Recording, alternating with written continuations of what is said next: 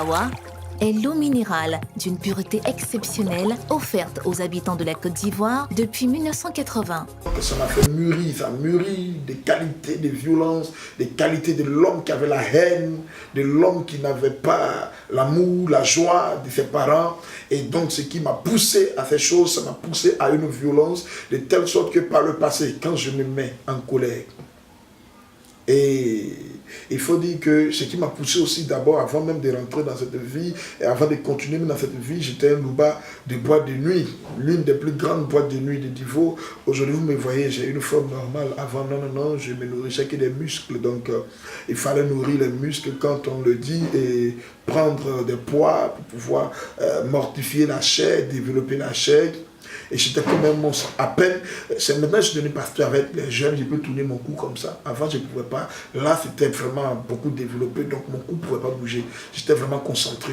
C'était très violent. Quand je te donne un point, c'est sûr que tu tombes. Parce que là où on avait fait les cancres, vous voyez un peu, cisailler le corps, mettre des potions magiques, des fétiches. Je ne partais pas voir les marabouts, mais on m'avait cisaillé le corps, qu'on appelait les cancres en son temps. On avait fait plusieurs cancres.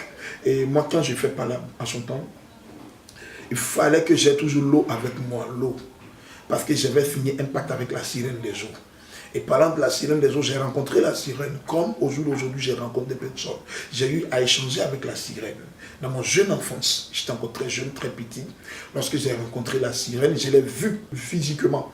Les gens voient peut-être les choses dans l'esprit. Moi, je l'ai vu physiquement. J'ai échangé. Bon, pas parce que j'ai parlé, mais elle a parlé avec moi. J'étais très petit. Et juste, je vais être bref sur ce côté. Mon grand-père qui partait à la pêche du côté de Tchoko. Et il y a des saisons où les gens vont faire des pêcheries. Quand on dit des pêcheries, c'est des pièges qu'on tend dans l'eau pour attraper les poissons dans la lagune. Et mon grand-père était réputé à cela. Et un temps était arrivé où il m'a demandé à ce que je l'accompagne. C'était très courageux, j'aimais beaucoup travailler. Et il a voulu, il a demandé à mon père que je l'accompagne. Et ce jour, loué soit le Seigneur, il a accepté. Je suis parti avec mon grand-père. Et étant sur les lieux, on va avoir... Je vais chaque fois, chaque matin, à partir de 4 h du matin, aller l'accompagner entre 3 h et 4 h. Je l'accompagne, je prends les pagaies et tout, ce qu'il avait besoin, les ustensiles, et je l'accompagnais. Puisqu'on vivait pour la saison de 2-3 mois, on faisait des campements, je dirais, rapides. Et puis, quand la période, c'était, je crois, entre avril, juin, juillet, voilà, et c'est en cette période-là. J'ai passé le temps avec lui, et c'est un jour, je l'accompagnais. Et on marchait en bordure de l'eau. Et pendant qu'on devait mettre les ustensiles dans la pirogue pour que lui parte, et moi j'allais me retourner au campement. Je lève les yeux et je vois une femme sur une pierre au milieu de la lagune. Et pourtant, temps réel, sans la pirogue, tu ne peux pas arriver là-bas, ou à moins est-ce que tu nages. Et je la vois, et puis je dis, mais grand-papa, qui est assis là? La femme, elle a fait comment pour arriver là-bas? Et tu parles de quoi? Et il y avait des brouillards à son temps, des brouillards sur l'eau. Et lui, il ne voyait pas bien, c'était un homme un peu âgé. Il dit, grand-papa, regarde là-bas, j'ai tendu ma main. Et donc, automatiquement, il a tapé ma main. Il m'a dit, tu ne tends pas ta main. Quel problème? Et il m'a insulté. Il m'a dit, lève-toi, passe la partie. Et automatiquement, j'ai compris que ce n'était pas une personne, parce que mon grand-père a eu peur quand il a vu la femme. Et il a attrapé ma main et on partait. On retourne au campement. Il a dit qu'il ne partait plus faire sa pêche. Donc, quand on partait, mon grand-père m'a attrapé, mais il tremblait de tout son corps, parce que quand il m'a attrapé, je me sentais vibrer de l'intérieur. Et quand on est arrivé, il faut se dire que jeune, mais beaucoup curieux, il ne m'a rien dit, mais je savais une chose, il pouvait ne rien me dire, mais à sa femme, il va rendre compte, à ma grand-mère en fait. Donc quand on est arrivé, ma grand-mère est étonnée, elle dit, mais pourquoi tu te retournes? Elle dit, non, je vais t'expliquer après. Je vais t'expliquer après, je me suis dit, c'est à nous de t'expliquer. Donc quand ils sont rentrés dans les chambres, moi je suis parti mettre mes oreilles aussi à la porte. Et j'écoutais ce qu'il va rendre comme compte. Et il va dire à ma grand-mère que ton petit-fils a vu Mami Wata. Vous savez, Mami Wata, c'est la sirène, la reine des côtes. Voilà. Et en son temps, on nous informait, ma grand-mère me contait toujours l'histoire de cette femme. Pour dire que quand ils doivent faire les pêcheries, quand elle apparaît, c'est que la pêche sera bonne. Parce que c'est elle, la mère de tous les poissons dans l'eau. C'est ce qu'on nous contait. Et je ne sais pas si c'est écrit dans la Bible, mais j'ai vu qu'il y a des réalités auxquelles il ne faut pas se dédouaner. C'était une réalité. Parce que quand ils ont vu, soit quand elle apparaît, soit quelqu'un meurt, ou on fait des sacrifices, et puis la pêche marche. Les gens prennent des quantités de poissons. Donc, quand mon grand-père a dit qu'on a vu Mami Wata, je me suis rappelé de ce que ma grand-mère m'avait rencontré concernant cette femme. Et donc, j'ai compris déjà, pour ma part, qui était ce que j'avais vu. Donc, mon grand-père n'est plus parti à la pêche. Le matin, il allait récupérer ses trucs. Ce jour-là, c'était journée grillée. Il n'est pas parti. On a dormi, on a vécu la journée, on était là. Mais moi, malgré ça, je me demandais à mon grand-père. Mon grand-père, cette femme-là, comment elle a fait pour arriver au bord de la mer? Il dit, mais désormais, si tu me poses des tapes sur ta bouche, tu me demandes plus ces choses. Moi, je n'ai rien vu. Il me dit, tu n'as rien vu. Puis il me dit, tais-toi. Ok. Je ne vais pas recevoir des coups encore. J'ai fermé ma chose. Je me suis assis, j'ai continué de m'amuser. Le surlendemain, j'étais couché avec mes neveux lorsque la même femme que j'ai vue, parce que de tout état de cause, elle est assise comme ça, mais ses cheveux couvraient jusqu'à couvrir l'eau. Elle a des longs chevelus, je l'ai vu, des longs chevelus. Elle est assise, mais ses cheveux sont versés sur elle jusqu'à couvrir l'eau. Tout l'eau était envahi de ses cheveux. Elle était assise, elle a donné d'eau. Mais le lendemain, là, elle apparaît dans ma chambre. Je ne dormais pas. Mais avant d'arriver, j'ai senti une fraîcheur, un froid glacial qui envahit la pièce. Vous savez, dans les campagnes, il faisait chaud. Mais j'ai senti tout d'un seul coup un froid. Et je sentais comme l'air s'était arrêté et comme si j'étouffais. Et j'essayais de suffoquer, comme quelqu'un voit un peu les gens qui ont l'asthme. J'essayais de suffoquer, j'essayais de lutter avec l'air. Et tout d'un seul coup, quand je ouvre mes yeux, je vois une grande femme arrêtée sur moi. De grâce, elle est belle. L'image parfaite. Belle. Grande. Un long nez. Des beaux yeux bien tirés. Je l'ai vue. Comme je vois n'importe qui. Et elle était arrêtée. Et automatiquement, quand je l'ai vue, je ne suffoquais plus. L'air a commencé à passer. Mais la chambre était glaciale. La chambre était sous son contrôle. Tous mes neveux dormaient. Personne n'a bougé le pied. Personne n'a toussé. Toute la chambre. Et c'est moi seul qui étais éveillé. Je l'ai regardé. Pendant quelques minutes, elle et moi, nos yeux se regardaient. Mais pendant que nos yeux se regardaient, une chose qui s'est produite, c'est que les cheveux de cette femme se sont avancés, se sont allongés seuls, comme si quelqu'un poussait quelque chose, un élément. Et ses cheveux ont touché la plante de mes pieds.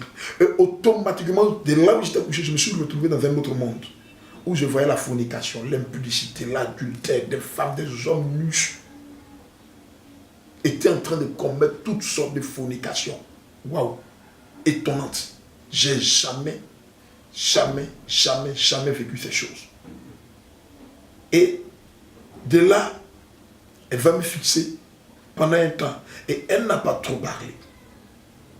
Elle a dit, je vais te donner ma force et mon pouvoir. Et tu vas travailler pour moi. Voici la seule parole qu'elle a dite.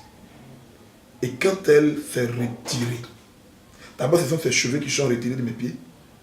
Et puis, la vision s'est coupée. Et tout d'un seul coup, elle-même, c'est comme si il y a eu une idée, une pensée vive de moi de regarder ailleurs, de regarder si quelqu'un ne bougeait pas, si quelqu'un n'est pas réveillé, qui voit la même chose que je vois. Et quand j'ai couché comme ça, quand j'ai fait mes yeux comme ça, j'ai ramène mes yeux, n'est plus là. Et comme un vent de passage, disparu, pif.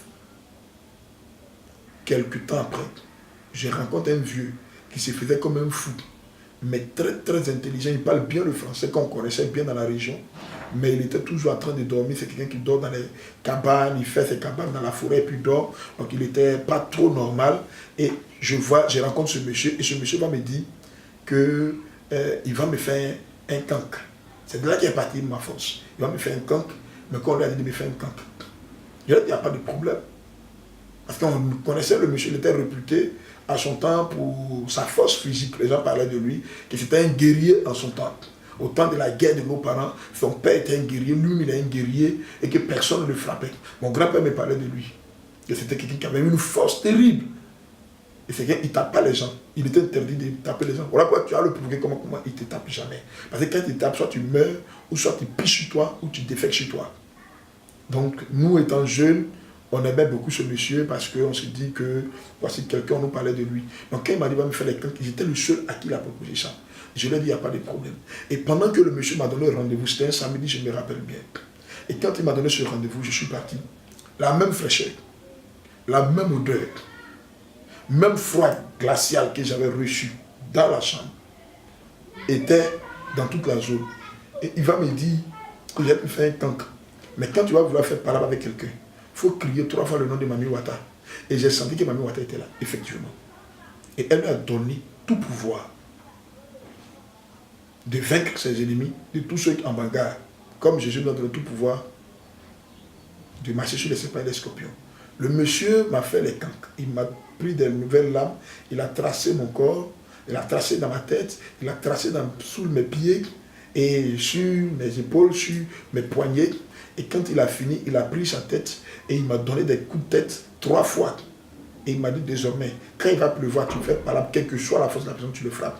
Si tu fais par que tu as l'eau près de toi, que tu as mis ta main, tu as touché l'eau, tu frappes la personne, quel que soit le nombre de personnes. Et je vous assure que dans ma vie, j'ai frappé des bellas. À Divo, renseignez-vous, 7 bellas contre moi dans le petit marché de Divo. À Bada, il était frappé, 7 bellas. Il était boxé, il était mis ensemble. Mais j'étais jeune.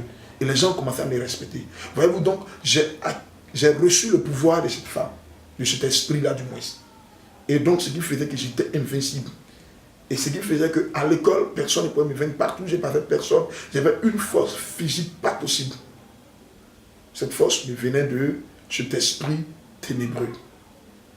Donc, pour vous dire autant, c'est comme ça que, nourri par la force, par la violence, par la bagarre, je suis rentré dans les armes. Et dans ces armes, trafic de drogue, armes, location d'armes. On partait sur le terrain, le jour même nous, on ne va pas sur le terrain, on met en location nos armes, et puis les gens partaient, et puis nous louaient et nous donnaient notre argent, et c'est comme ça que je vivais de ces choses. Et pendant un bon temps, et ma vie était entre la peur, la crainte, la mort. Et il arrivait par moments où même des policiers faisaient irruption sur moi. Souvent même, il y en a qui étaient les bons petits à ma maman, qui lui donnait des conseils, dit à ton fils, on va l'abattre parce qu'on a reçu l'ordre de le tuer. Et il faut dire que ce qui m'arrangeait, c'est que Dieu avait sa main sur moi. Dieu avait sa main sur moi, mais j'étais conscient de la mort. Vous savez, j'étais conscient que j'allais mourir un jour. Mais vous savez, quand tu es dans ce milieu, je vais vous dire une vérité.